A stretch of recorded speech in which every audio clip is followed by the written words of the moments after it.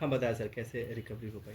कल 14/11/2025 को शाम में तुर्का पुल के पास गोपालगंज थाने के द्वारा और डीआईयू टीम के द्वारा वाहन चेकिंग के दौरान एक व्यक्ति जिसका नाम फ़हीम सिद्दीकी उर्फ बाबर है, ये रहने वाला हरदिया थावे का है।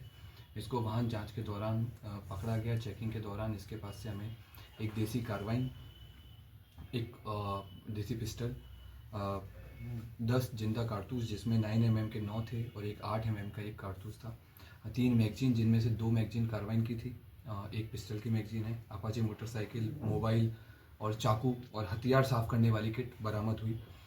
इस व्यक्ति से आगे पूछताछ करने में और इसका पुराना आपराधिक इतिहास देखने में ज्ञात हुआ कि यह व्यक्ति पूर्व में इकबाल हॉस्टल पटना में रहता था और वहाँ से सीए प्रोटेस्ट के दौरान जेल गया था।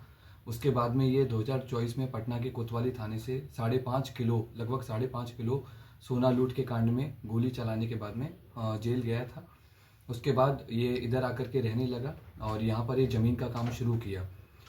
यहाँ पर होटल शबनम के पीछे एक विवादित ज़मीन है, वहाँ पर इसने इसी के एक पार्टनर हैं जिनका भी हम नाम नहीं बता रहे हैं, उनके साथ में इसने काम करना शुरू किया।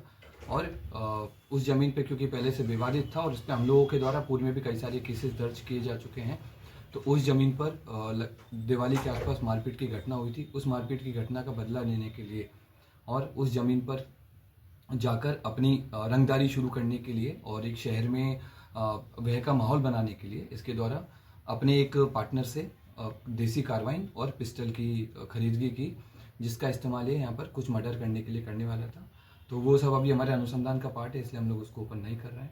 हम लोग इसमें आगे और भी जांच कर रहे हैं कि इसका जो पुराना आपराधिक इतिहास, क्योंकि फतह में भी एक केस हुआ था, उसमें भी इसके द्वारा घटना करने की कोशिश की गई थी, लेकिन पुलिस के द्वारा इसको पकड़ लिया गया। इसको नहीं पकड़ा गया था, इसका हथियार बरामद किया गया था।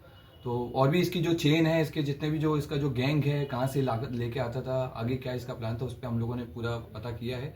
हम लोग इसमें आगे अनुसंधान कर रहे हैं। कहाँ का रहने वाला है सर? ये हरदिया थावे थाने का रहने वाला है।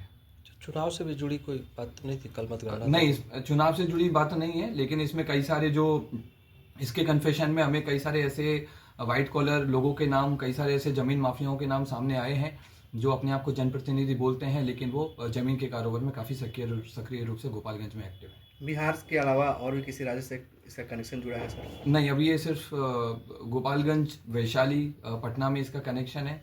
ये पूर्व में बालू माफियाओं के साथ भी काफ़ी एक्टिव रहा है और वहाँ पे भी कुछ इसने घटनाएं हुई हैं जो इसने स्वीकार की हैं, तो वह हम संबंधित थाने से इसका आपराधिक इतिहास बालू के संबंध में पता कर रहे हैं। कार्बाइन तो आमतौर पर आम लोगों के पास नहीं रहती है, तो ये सब कहीं से लूटा गया था, ये पता चल पाया कहाँ से लाया इसके गया? द्वारा अभी तक बताया गया और हमारे भी प्राथमिक जांच में सामने आया है कि ये एक देसी कार्बाइन है।